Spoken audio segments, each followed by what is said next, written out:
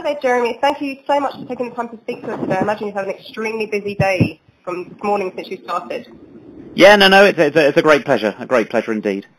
What can you tell us about the breaking news today in MS? Yeah, so today we made the formal announcement of this new trial that's going to take place called the MS-STAT2 trial.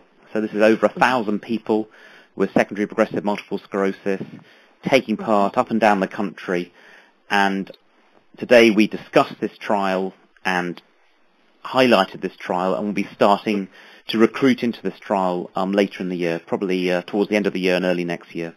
Why have statins specifically been trialled in people with secondary progressive MS? If you could just explain why they've just dealt with people with secondary progressive MS in this case. Yes, I mean, there's been a long history of experimental work that seems to suggest that statins, which of course are commonly used to lower cholesterol and used after heart attack and after stroke, may also have a nerve protective effect in the brain and the central nervous system. So in 2014, we did some specific work that we published on people with secondary progressive multiple sclerosis, and this was a group of 140 people, and half of the group had the real drug, the simvastatin, and half had the dummy drug. And 2 years later, we measured the volume of the brain using special MRI scanners.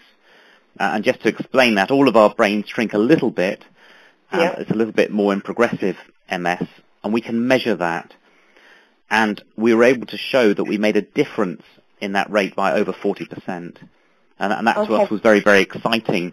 Gave us the signal to go forward. It also seemed to have some effect on improving the disability of people with progressive MS. But we needed a much bigger trial to show that definitively. And this is the trial we've talked about today.